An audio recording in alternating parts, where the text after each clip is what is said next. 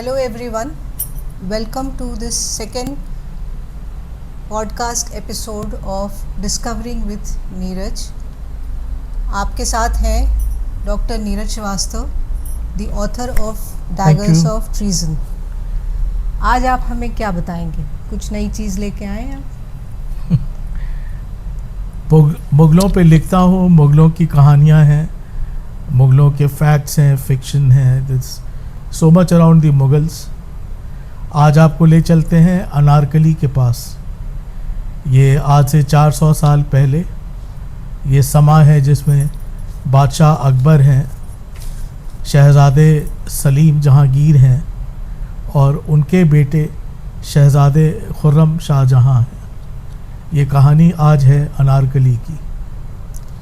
अनारकली एक बहुत ही mysterious character लगती है मुझे, और मेरे ख्याल से काफ़ी लोगों को लगती होंगी, क्योंकि क्या ये फैक्ट था कि अनारकली थी, या केवल ये एक मिथ है, फिक्शन है जो लोगों ने क्रिएट किया एक लव स्टोरी बनाने के लिए? नहीं, अनारकली तो बाहयात थी, और ये जो whether she was a part of Mughal fiction या वो एक रोमांटिक लव स्टोरी क्रिएट कर दी गई, ये गलत फहमियाँ उठी हैं। क्योंकि एक राइटर थे लखनऊ के जिनका नाम था मीर ताकी मीर। उन्होंने 1926 में एक प्ले लिखा अनारकली के नाम से, और उसके फर्स्ट पेज पे उन्होंने एक डिस्क्लेमर दे दिया that this is a play of fiction. अब क्योंकि मीर ताकी मीर ने ये लिख दिया कि दिस इज़ फिक्शनल, क्योंकि उन्होंने वो कहानी तो असली थी, पर उन्होंने वो जो ड्रामा क्रिएट करा दैट वाज हिज फिक्शन। और कुछ सिंटैक्स की गड़बड़ी, कुछ समझने वालों की और बताने वाले की गड़बड़ी की, दैट वाज टेकन एज ये तो फिक्शन था। बट हकीकत में Anarkali was very much there, a part of Mughal history, a part of Mughal history which revolves around the time of Emperor Akbar and Prince Salim Jahangir। मतलब it was a fact कि अनारकली थी। जी हाँ, अनारकली थी, और उनकी कब्र भी है। कब्र क्या, वो तो पूरा एक मॉन्यूमेंट है जो लाहौर में है। अच्छा। एंड वहाँ वो दफनाई गई थी। एक जो उनका मकबरा है वो ऑक्टागनल है, मतलब 8 साइडेड बिल्डिंग है वो। और आज की तारीख में वो पाकिस्तान गवर्नमेंट का, वहाँ की जो पंजाब गवर्नमेंट है, like we have Indian Punjab, they have the Pakistani Punjab जहाँ लाहौर है, तो लाहौर में ये उनकी मकबरा है, and that is now a part of the civil services record office. तो ये कहानी क्या थी? मतलब सलीम बहुत फ़िदा थे उनके ऊपर, अनारकली पे, क्योंकि आपने जो ये किताब है डैगर्स ऑफ ट्रीजन, उसमें इन्होंने, डॉक्टर नीरज श्रीवास्तव ने बड़ा अच्छा डिस्क्रिप्शन दिया है अनारकली का। मैं आपको पढ़ के बताती हूँ। Her face glistening with tears yet supremely beautiful, how can I ever forget? And I saw the same beauteous face shining with love and longing in the midst of those black shrouded old women, just as the crescent moon shines in the sweeping darkness of lonely nights. Her face shone forth from the multitude of gross populace crowding the streets. What a description! फिर एक जगह और इन्होंने बहुत अच्छा उसके बारे में लिखा है। इनका नाम, अनारकली का नाम शायद नादिरा भी था। इसकी भी कहानी मैं अभी आपको बताऊंगा। Okay. The prince appeared bewitched as he took in the deep grey eyes the beautiful oval face with the high cheek bones and sharp nose, truly Persian in its profile rather than Kashmiri, the full lips capable of providing so much pleasure, the cream and peaches complexion just as enchanting as ever. The years had definitely been kind to her. So this is a small description in the book. This book has a lot of things to say about Anarkali. So if you read this book, you will get to know. So we'll hear from the author itself. कि आखिर अनारकली क्यों इतना मतलब उसको portray किया गया इतना सुंदर, इतना ऐसा? जो एक बहुत एक्सेप्टेड कहानी है जी। वो है कि अनारकली अकबर की हारम की कॉन्क्यूबाइन थी। अच्छा, नॉट सलीम। एंड सलीम उन पे फिदा हो गए। ओके। और क्योंकि हारम एक बहुत ही प्रोटेक्टेड इन्वायरमेंट होता था और वो एक हर शहज़ादे की या हर बादशाह की वो अपनी मलकियत होती थी।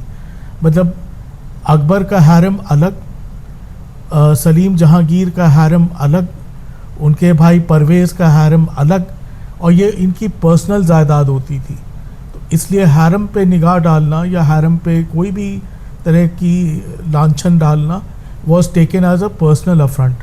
अच्छा। तो ये कहानी मुग़ल आज़म में बन गई और ऐसे लोग में भी ये चल गया कि उनकी फादर की कॉन्क्यूबाइन थी और उस पर सलीम फ़िदा हो गए, तो अकबर ने नाराज़ होके उनको चुनवा दिया था। This is the accepted version and the most prolific. Actually में अनारकली का नाम, जो अनारकली मीन्स द पोमेग्रेनेट अनार ब्लॉसम्ड, सो वो उनके नाम का मतलब था। But actually she was a Kashmiri girl.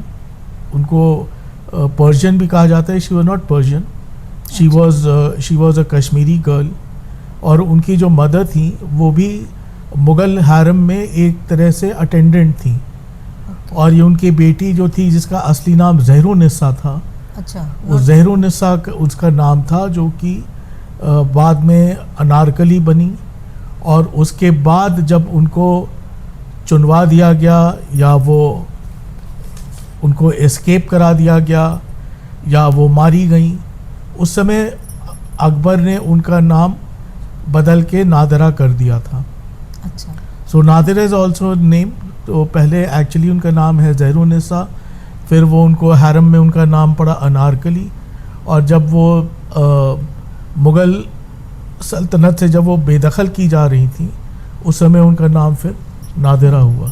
अच्छा, तो हम अब इस क्वेश्चन पे आते हैं कि लोग बोलते हैं कि अकबर ने उनको चुनवा दिया था, शी वॉज वॉल्ड।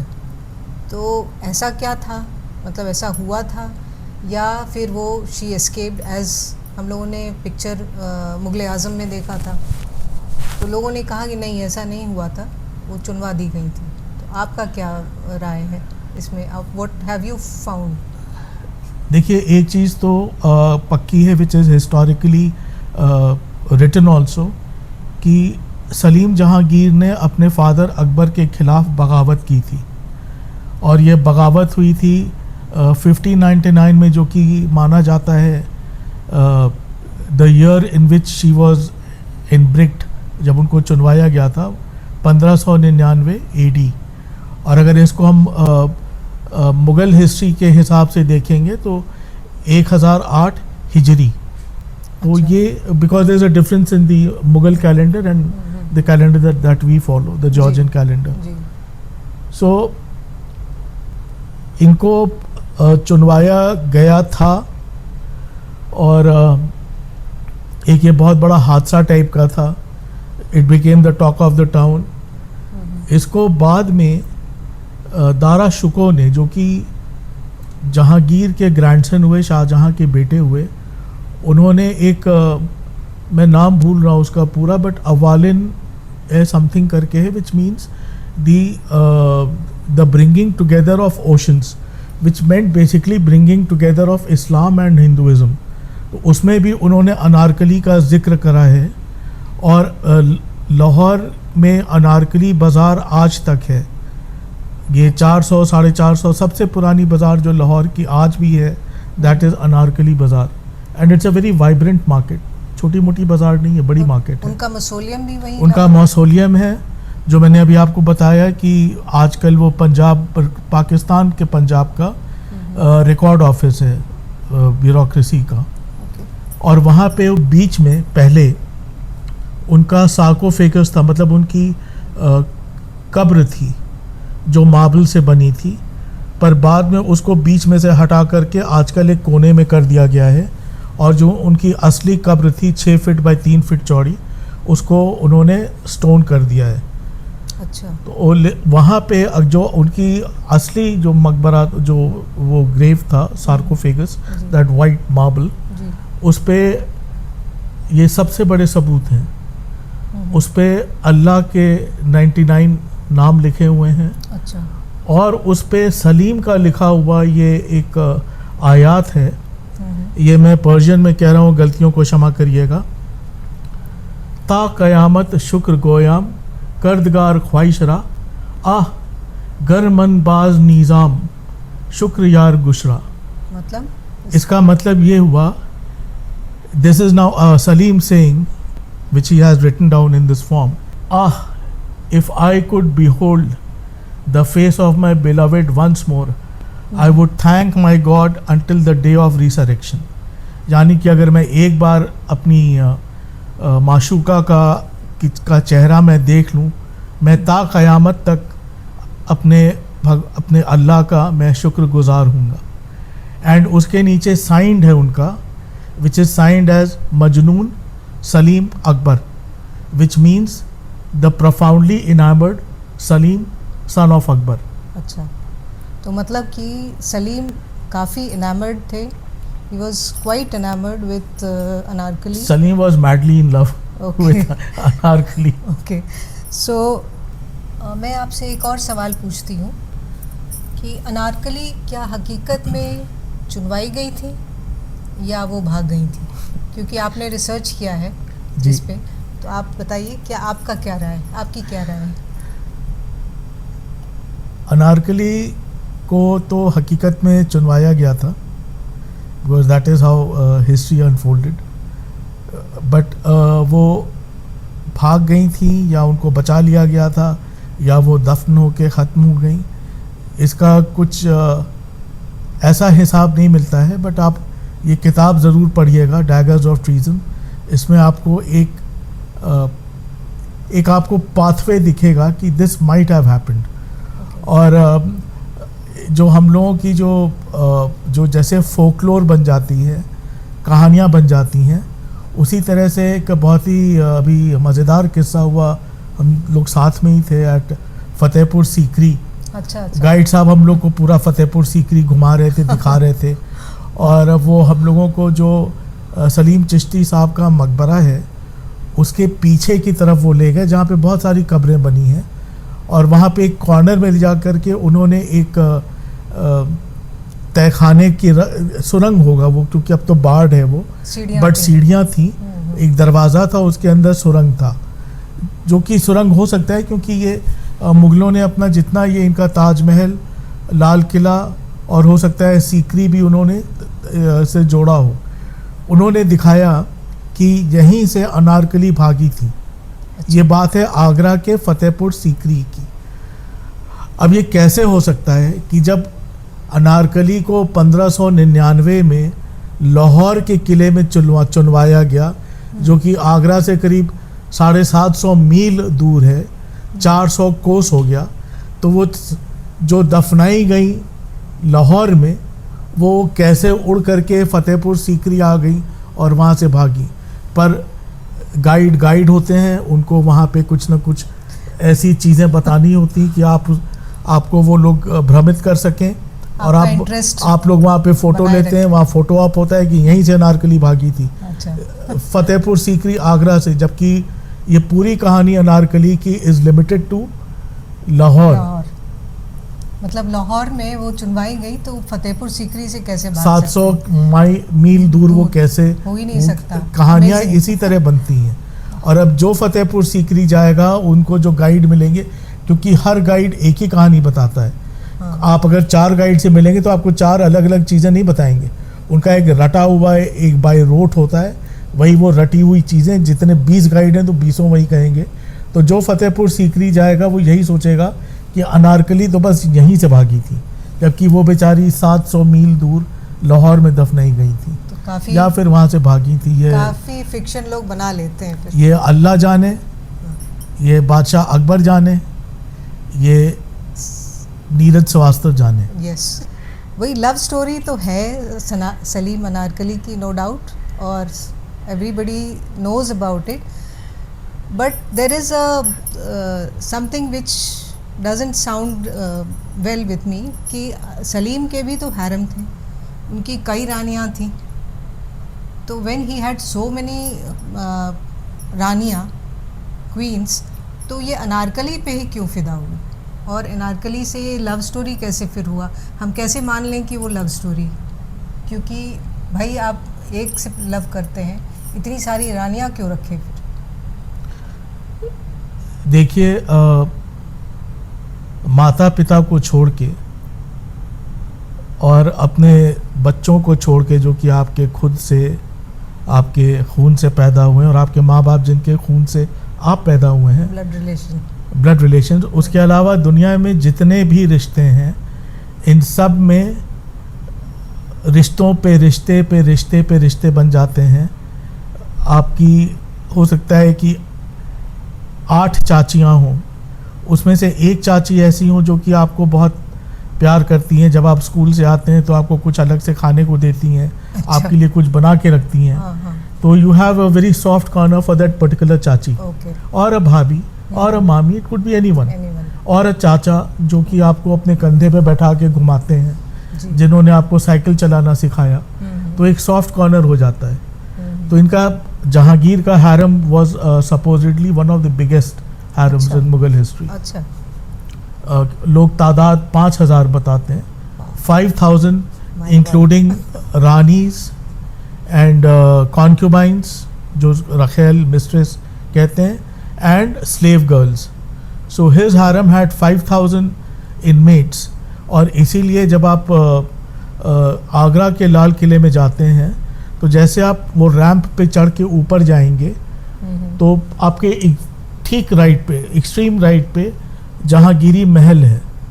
ये महल अलग से अकबर ने बनवाया था जहांगीर के लिए, जस्ट टू हाउस हिज हरम, और ये 4 मंजिला है, 1 मंजिल नीचे है तह के, और 3 मंजिल ऊपर है।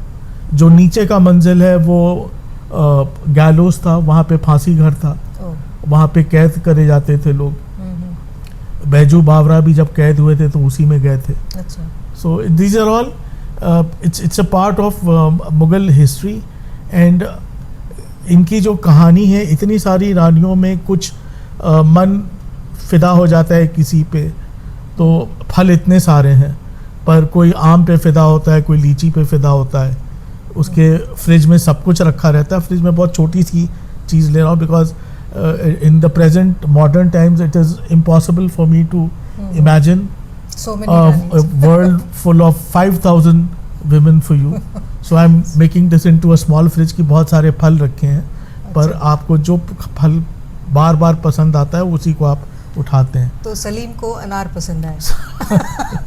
Salim had a fascination and Anarkali was very beautiful, क्योंकि इतनी बड़ी गदर हो गई, जो एक जो गुजरात या डेक्कन के लिए शायद इतनी लड़ाई नहीं लड़ी गई जितनी की बगावत हो गई अनारकली को लेकर के। No doubt she must have been very beautiful, क्योंकि सलीम उनके ऊपर इतना फिदा थे कि उनसे अपने फादर से ही लड़ाई कर ली। This is the, I think it's a fact. It's a fact, okay, it's a fact, but फ़र्क इतना ही हुआ कि ये मैं किसी और पॉडकास्ट में लेके आऊँगा कि आमने सामने दोनों में गुत्थम गुत्था नहीं हुई, दोनों की सेनाएं सामने आ गई थी, बट बेटर सेंस प्रिवेल्ड। और जो अकबर की माँ थी, हुमायूं की वाइफ हमीदा बानो बेगम, जो कि जहांगीर की दादी थी, वो बीच में आ गई थी कि ये लड़ाई। No this is for another story, another podcast. Okay, आपकी जो ये बुक है, इसके बारे में बहुत लोगों से सुना है, जो लोग पढ़े हैं इसको, कि your writing is very bold for an Indian writer. वैसे तो हम लोगों ने बहुत किताबें इस तरह पढ़ी हैं, जैसे हैरल्ड रॉबिन्स वगैरह हैं, चाहे पुराने बहुत सिडनी शेल्डन, पर for an Indian writer to write so boldly, it is a little out of the usual trend. So what do you say about it? How do you justify this? My writing is very vivid. The one part is that I do not hold back. Okay.